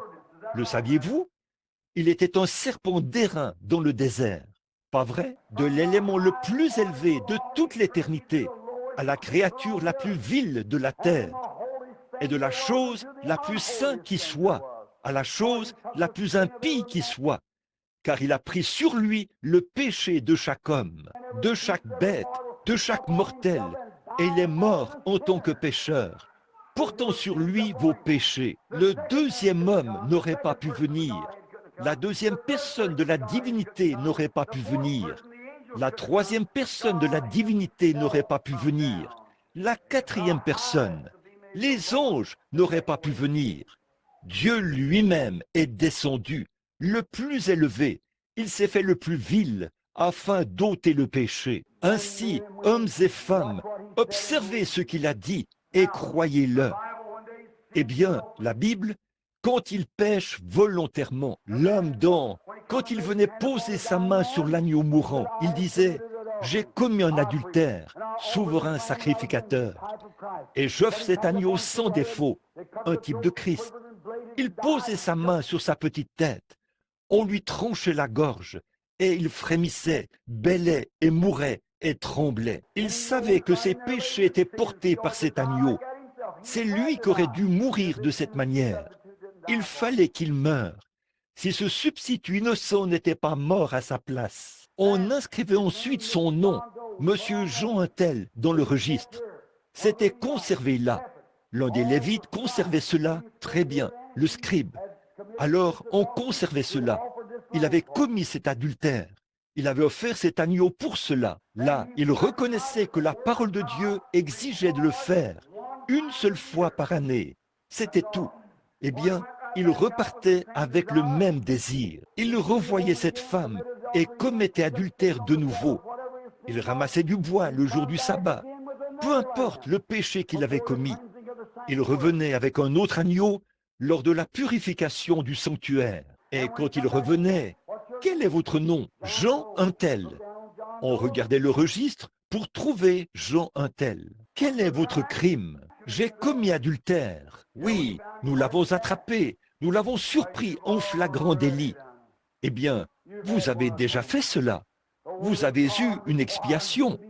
La parole de Dieu exige qu'on vous lapide. Alors, on le traînait à l'extérieur de cet endroit et on le lapidait sans miséricorde. Peu m'importe s'il était le maire de la ville ou qui il était. Peu importe qui c'était, il mourait sans miséricorde. C'est vrai, parce qu'il avait rejeté la parole de Dieu. Dieu exigeait un seul agneau et il avait rejeté cela. Et là, Paul a dit, ça c'était sous la loi de Moïse. Celui qui violait la loi de Moïse mourait sans miséricorde, sur la déposition de 2 ou de 3 témoins qu'il avait surpris en flagrant délit. À combien plus forte raison, après qu'un homme pose sa tête sur l'agneau de Dieu, le Fils de Dieu, et son cœur était déchiré, il était blessé, et ses larmes coulaient sur ses joues. Il avait des épines sur sa couronne, et le sang mêlé de larmes salées coulait sur son visage et descendait sur son corps meurtri. Et un homme viendra là et dira, « Oui, je suis convaincu que c'est le Fils de Dieu. » Puis il fera volte-face et refusera de croire à sa grâce, à sa miséricorde et à sa parole. Paul a dit, si quelqu'un le fait volontairement, il ne reste plus de sacrifice pour le péché, mais une attente terrible du jugement et l'ardeur d'un feu qui dévorera le rebelle. Mon frère, une fois que la vérité vous est présentée, je pose ceci comme fondement qui servira de base pour le réveil à venir. Apportez votre Bible chaque soir. Apportez votre crayon, apportez votre carnet pour prendre des notes. Et chaque fois que vous verrez quelque chose que vous ne comprenez pas, venez et plaidons ensemble. Moi aussi, je veux connaître la vérité. Je suis tout aussi ouvert à la vérité que vous. Et je veux savoir ce qui est vrai et ce qui est faux. Car je ne veux pas désobéir à la moindre chose qu'il a dit de faire. Voyez, je veux tout ça dans mon cœur. Mais il faut que ça vienne par la parole. Car si nous sommes volontairement incrédules, après avoir reçu la connaissance de la vérité, il ne reste plus de sacrifice pour le péché. Permettez-moi d'ajouter ceci pour terminer dans un instant. Regardez, or quand Jésus leur a dit qu'ils avaient blasphémé contre le Saint-Esprit, ce qui n'était pas pardonnable, un péché impardonnable. Regardez, Ésaïe le prophète, tous, Jérémie, tous les prophètes, ils ont dit, quand le Messie viendra, ça, ce sera lui. Dieu, Jésus-Christ était la parole de Dieu, pas vrai?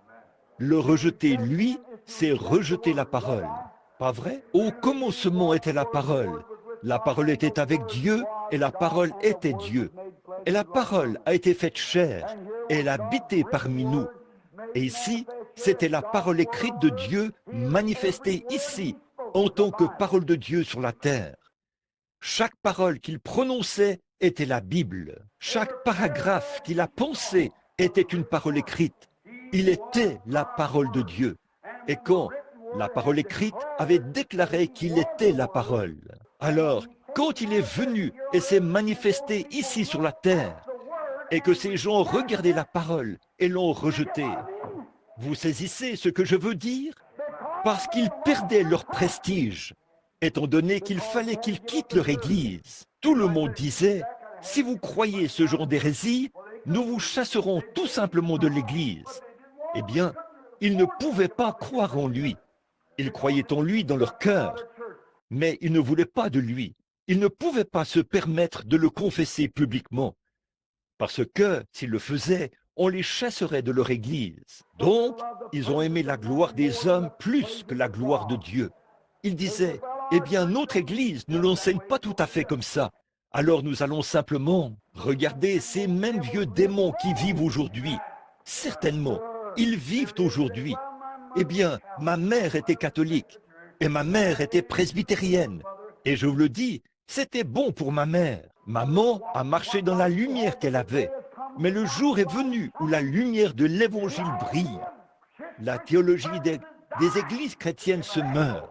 C'est un échec. Maintenant, c'est vous que Dieu prend afin de se révéler à nouveau par son église, le corps ressuscité du Seigneur Jésus-Christ.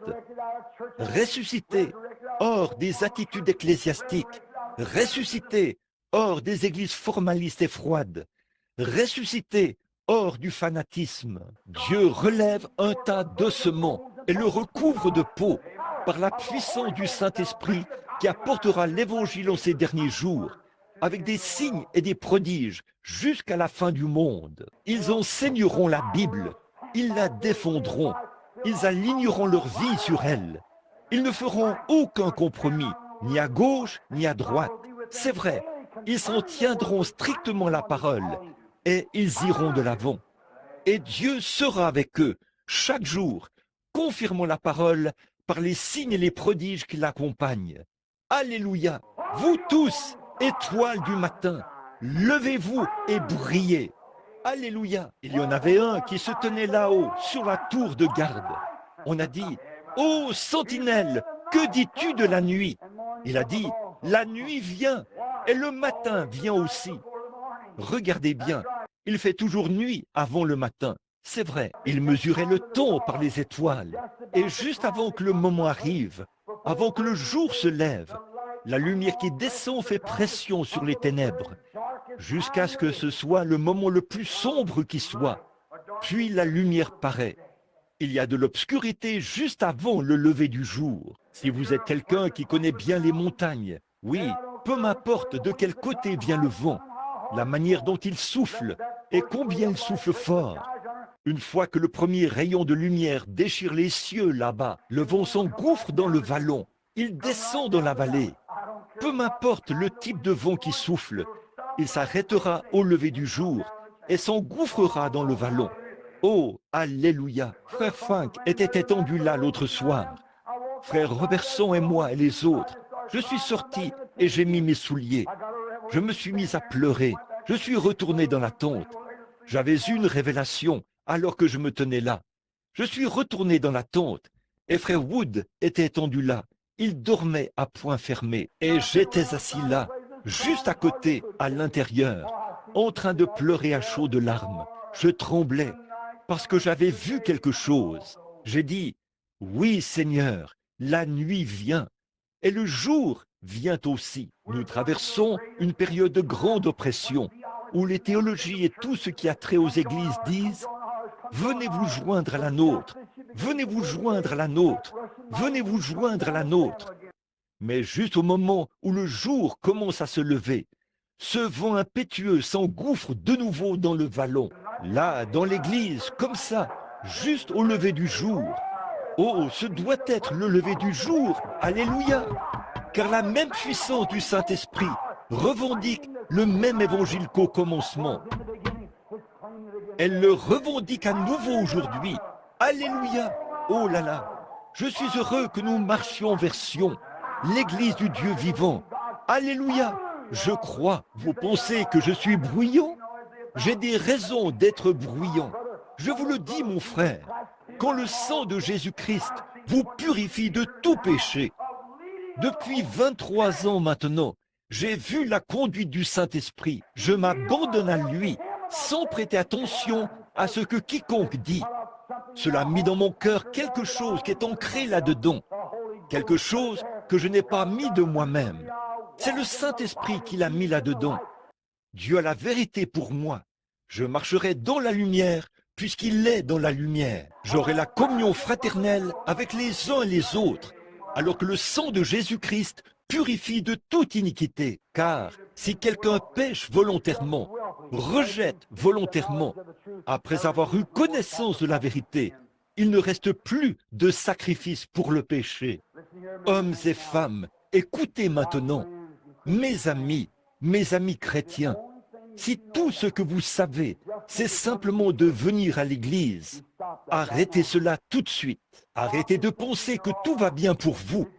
Si vous avez un esprit qui imagine, eh bien, je crois que je suis sauvé, et que vous voyez que vous êtes toujours en train de vous chamailler, ou que vous êtes toujours en train de faire des histoires, il y a quelque chose qui cloche chez vous. Si vous voyez que vous n'arrivez pas à ôter l'inimitié de votre cœur, si vous voyez qu'il y a quelque chose comme ça, ne vous y trompez pas.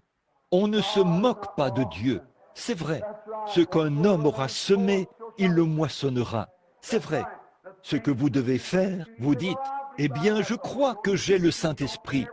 Si vous voyez que ça ne porte pas le fruit de la douceur, de l'abandon, de la bonté, de la bienveillance, du pardon, et ainsi de suite, alors il est temps pour vous de vous secouer, car si vous péchez volontairement, après avoir reçu la connaissance de la vérité, il ne reste plus de sacrifice pour le péché, jusqu'à ce que vous veniez rectifier cette chose.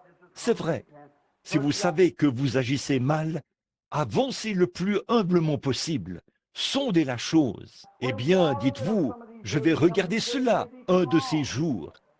Un de ces jours, c'est peut-être trop long. Il se peut que vous ne soyez plus en vie un de ces jours. Ce qu'il faut faire, c'est de sonder cela tout de suite. C'est vrai, regardez cela et voyez si c'est vrai. Et si c'est la vérité, marchez-y et Dieu vous bénira. Permettez-moi de vous dire une chose dans un instant là, avant que nous terminions. Je suis désolé de vous retenir comme ça, mais je vais vous dire certaines choses que je sais. S'il y a une chose à laquelle je peux attribuer l'assurance que j'ai lorsque j'affronte des situations, lorsque je sais que telle et telle chose se dresseront sur mon chemin pour me défier de temps à autre, face aux démons et aux puissances, il y a une chose sur laquelle je peux m'appuyer et me sentir à l'aise.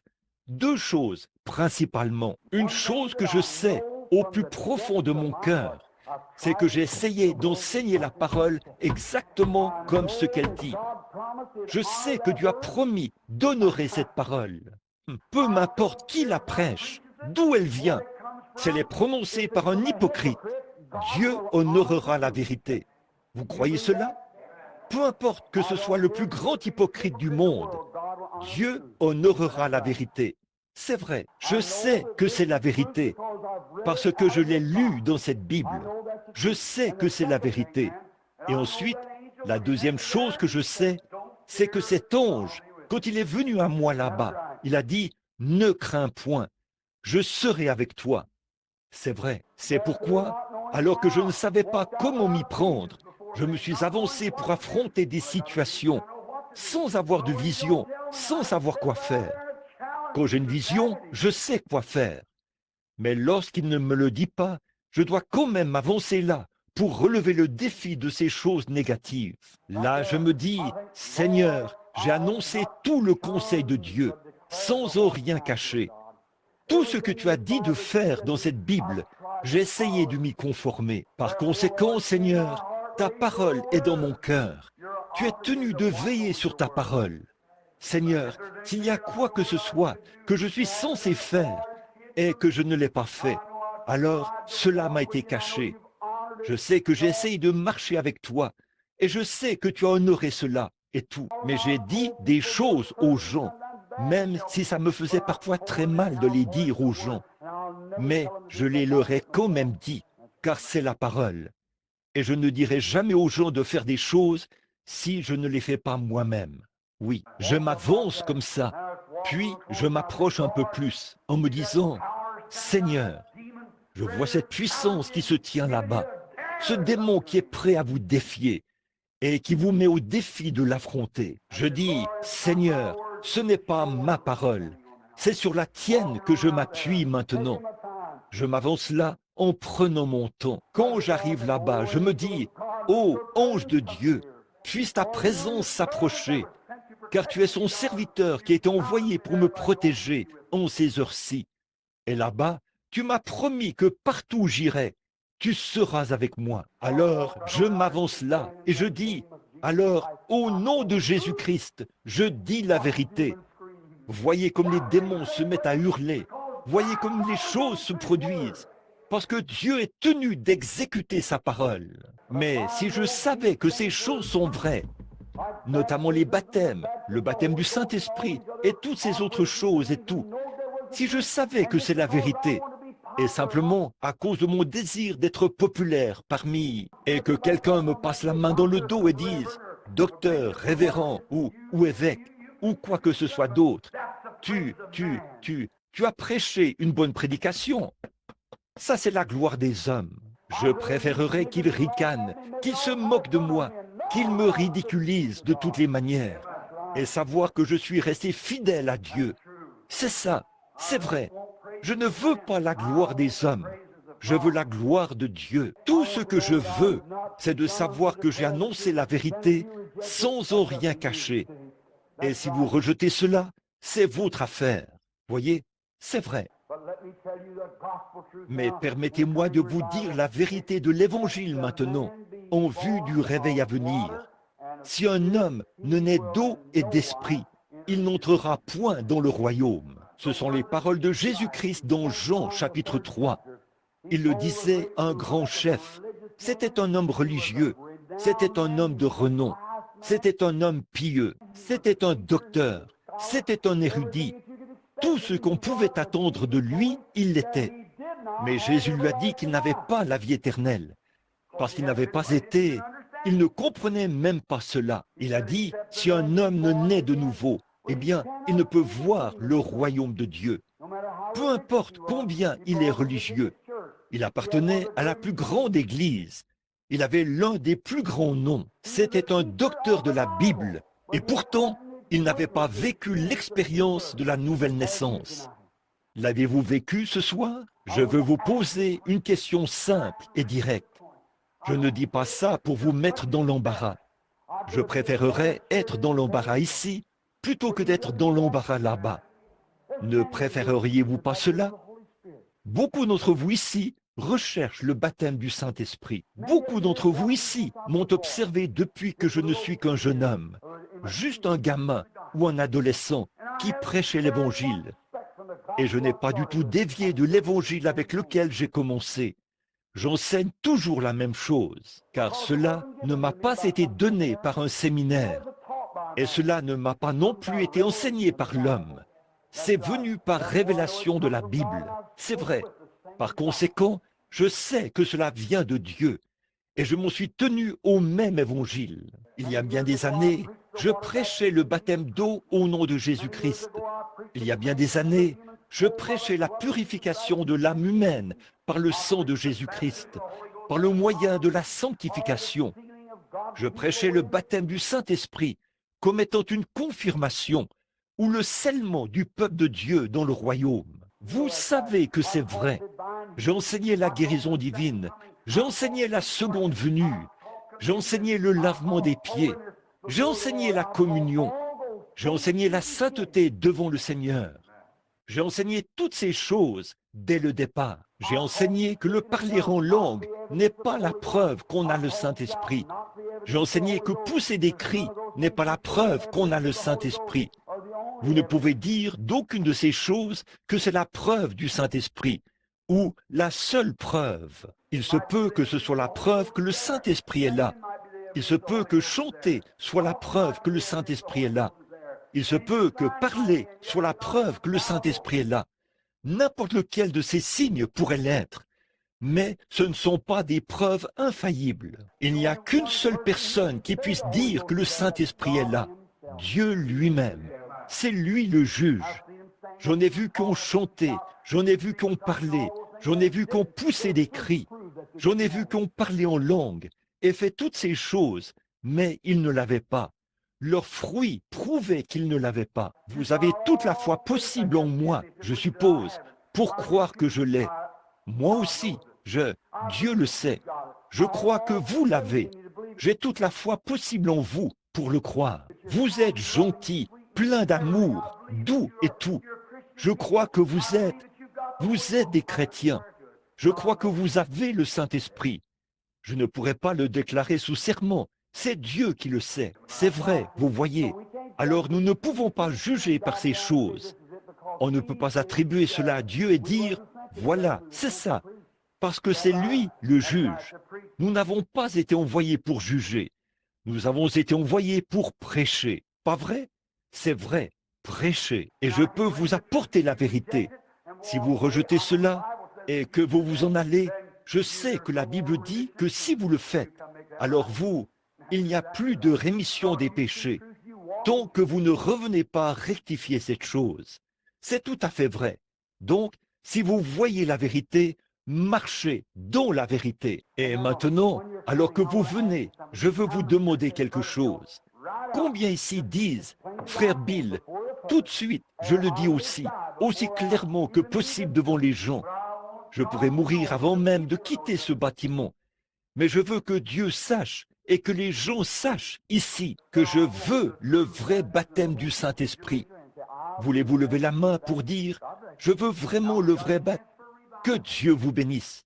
Nous avons là la possibilité d'avoir un réveil. Et écoutez, mes amis, ne venez pas en disant, eh bien là, si je ressens vraiment des frissons, et si je le reçois de la même manière dont la sœur l'a reçu, cette manière dont la sœur l'a reçu, ne cherchez pas à le recevoir de la même manière. Venez simplement avec un cœur pur, en croyant que Jésus-Christ est le Sauveur, que vous l'avez accepté, que vous croyez que Dieu tiendra sa parole, et que vous vous attendez à recevoir le baptême du Saint-Esprit, et il vous le donnera. Dites, Seigneur, réponds cela sur moi, comme bon te semble, pourvu que j'aie le Saint-Esprit. C'est tout ce que je veux, le baptême du Saint-Esprit. Donne-moi quelque chose qui ôtera cet égoïsme. Donne-moi quelque chose qui ôtera toute cette crainte et ces doutes. Ô Seigneur, ne me fais pas. Si tu me fais pousser des cris, j'en ai vu qui ont poussé des cris et dont la vie ne cadrait pas avec cela. Ne me fais pas parler en langue. Seigneur, j'en ai vu qu'on parlait en langue et dont la vie ne cadrait pas avec cela. Mais Seigneur, mets en moi quelque chose qui vivra en moi, qui me fera marcher chaque jour comme un chrétien. Cela me fera aimer mes ennemis. Cela me fera dire du bien de ceux qui disent du mal de moi. Cela fera en sorte que je serai prêt à me repentir de tout ce que je fais de mal, à m'avancer et à confesser mes torts. Je dirai, j'ai tort.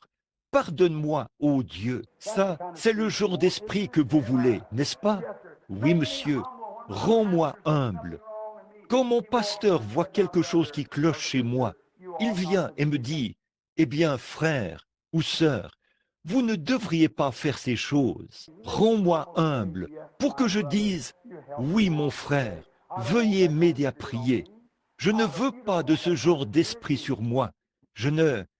Vous ne voulez pas de ce genre d'esprit, n'est-ce pas? Vous ne voulez pas vous promener là, enflé d'orgueil, en disant, eh bien, ce n'est pas son affaire de me reprendre. Je sais à quoi m'en tenir. Oh, mes amis, quand vous faites ça, vous pouvez voir sur le champ que vous êtes en dehors de la volonté de Dieu. Vous pouvez voir que vous avez tort dès le départ. Pourquoi ne pas être humble et vous soumettre au Saint-Esprit et dire, oui, je vais m'associer à toute l'Église du Dieu vivant. je vais aller de l'avant. Si je vois quelque chose qui cloche chez ma sœur, je vais prier pour elle. Si je vois quelque chose qui cloche chez mon frère, je vais, s'il continue, je vais aller chez lui et dire, mon cher frère, laisse-moi prendre ta main un instant. M'aimes-tu? Oui, je t'aime. Tu sais, nous prenons de l'âge et il ne veut pas aller dans l'enfer du diable. J'ai remarqué que tu faisais une certaine chose. Eh bien, prions ensemble à ce sujet. Vous voyez, quelque chose comme ça. Et là, si le frère ne vous reçoit pas, alors vous n'y pouvez rien. Ensuite, demandez à un autre frère de vous accompagner. Et s'il devient hautain, alors